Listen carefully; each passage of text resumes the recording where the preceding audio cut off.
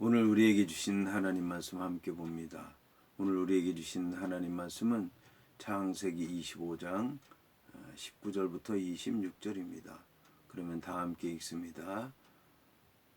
아브라함의 아들 이삭의 족보는 이러하니라. 아브라함이 이삭을 낳았고 이삭은 40세의 리브가를 맞이하여 아내를 삼았으니 리브가는 밧담 아람의 아람 족속 중 부두엘의 딸이요 아람 족속 중 라반의 누이였더라.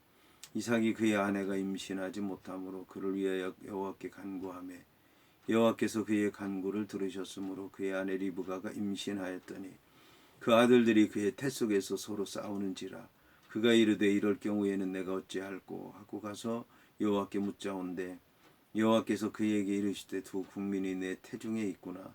두 민족이 내 복중에서부터 나누이리라. 이 족속이 저 족속보다 강하겠고 큰 자가 어린 자를 섬기리라 하셨더라. 그 해산 기한이 찬즉 태에 쌍둥이가 있었는데 먼저 나온 자는 붉고 전신이 털옷 같아서 이름을 에서라 하였고 후에 나온 아우는 손으로 에서의 발꿈치를 잡았으므로 그 이름을 야곱이라 하였으며 리브가가 그들을 낳을 때에 이삭이 60세였더라. 아멘. 오늘 말씀의 제목은 이삭의 족보입니다. 그러면 본문의 말씀을 통해 함께 은혜 나누도록 하겠습니다. 오늘 말씀은 아브라함의 아들 이삭의 족보는 이러하니라 하는 말씀으로 시작을 합니다. 오늘 이제 이 말씀을 보고 의아하다는 생각을 할 수밖에 없습니다. 왜냐하면 이삭의 족보라고 얘기를 하고 있는데 그 뒤에 보면 아브라함이 이삭을 낳았고 이삭은 40세의 리브가를 맞이하여 아내를 삼았으니 리브가는 밧담 아람의 아람 족속 중 부두엘의 딸이요 아람 족속 중 라반의 누이였더라. 이게 이삭의 족보라고 얘기할 수 있는가? 족보라고 하면 족보라고 할 수도 있겠지만 뭔가 의아하다는 생각이 들 수밖에 없습니다. 여기서 이제 우리가 알아야 될 것은 성경에서 얘기하는 족보가 어떤 의미를 갖고 있는가라고 하는 것을 알아야 될 것입니다. 성경에서 얘기하는 족보의 의미는 다양합니다.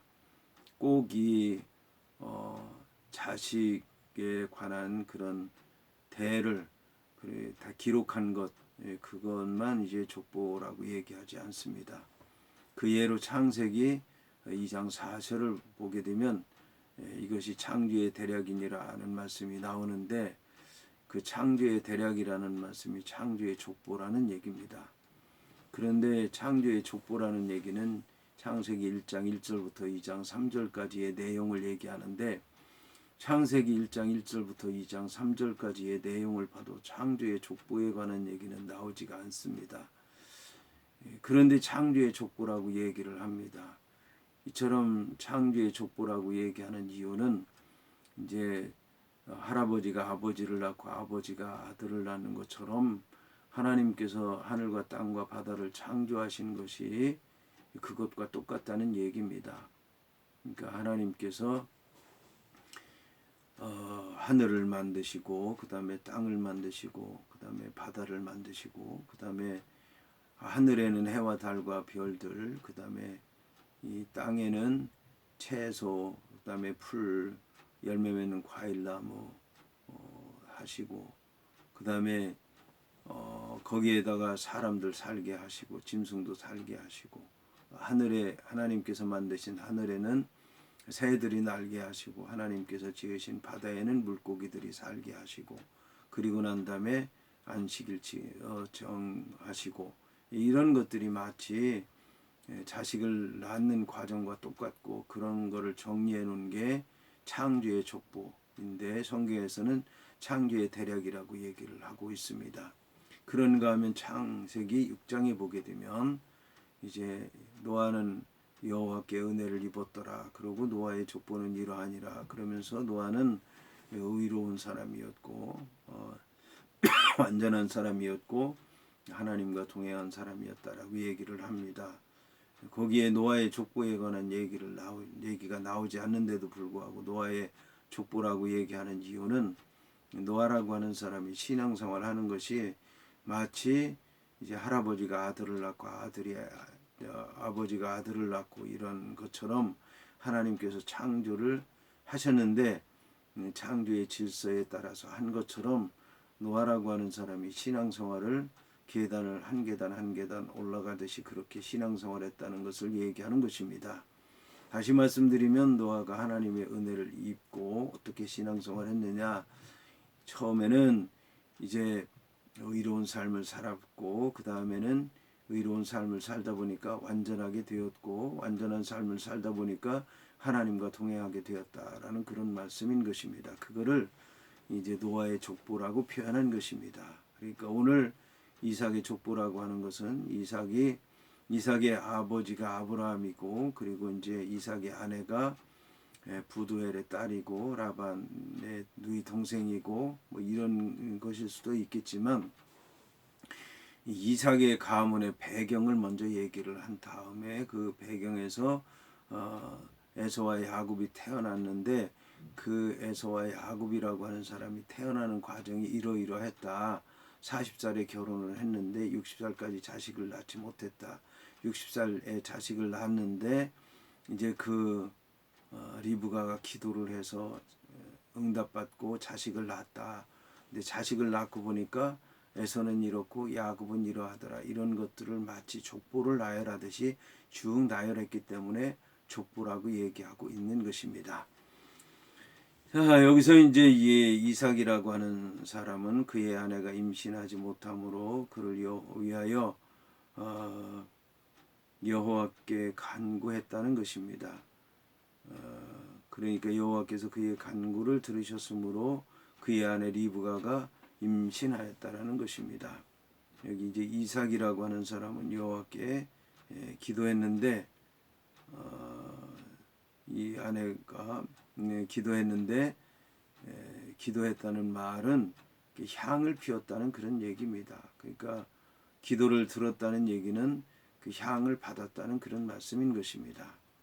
향이라고 하는 것은 보통 진귀한 것들을 다 이제 혼합을 해서 그것으로 하나님 앞에 향을 피우는데 이걸 이제 기도라고 보통 얘기를 합니다.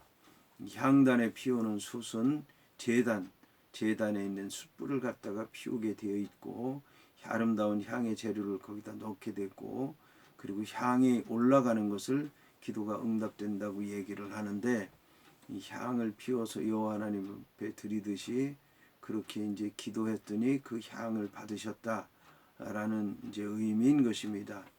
여기서 그 아들들이 그의 태 속에서 서로 싸우니까 이럴 경우에는 내가 어찌할꼬 하고 가서 여호와께 물었다는 것입니다. 분명히 이제 이 리브가라고 하는 여자는 여호와 하나님께 기도해서 응답받아서 아들을 얻게 됐는데 아들을 둘씩 주리라고 하는 것은 생각을 못했었을 것입니다. 그런데 둘을 주셨는데 그 둘이 뱃속에서 이렇게 싸우는 것도 생각도 못했는데 둘이 싸운 것입니다. 근데 너무 심하게 싸우니까 혹시 뱃속에서 이상이 있는 건 아닌가, 죽으면 안 되는 건 죽는 건 아닌가, 뭐 잘못된 건 아닌가 이렇게 하다가 나중에 태어나게 되면 둘이 원수가 돼서 이제는 태어나지 않는 것보다 못한 것 아닌가, 이게 과연 하나님의 뜻인가, 그런 생각 때문에 여호와 하나님 앞에 기도했으리라고 여겨집니다. 여호와 하나님께서 응답하시는데 처음에는 포괄적으로 전체적으로 윤곽을 말씀하시고 난 다음에 구체적으로 하나하나 자세하게 응답하시는 것을 볼 수가 있습니다. 리브가의 기도에 대해서 여호와 하나님께서 이렇게 응답하셨습니다. 처음에는 두 국민이 내 태중에 있다고 말씀하신 것입니다. 분명히 둘밖에 없는데 국민이 있다고 말씀하시는 것입니다. 앞으로 일어날 일에 대해서 전체적으로 이제 말씀을 하신 것입니다. 그 다음에 두 민족이 내 복중에서 나누이리라. 이제 두 국민이 어떻게 해서 이루어지는가에 대해서 이제 말씀하고 있습니다.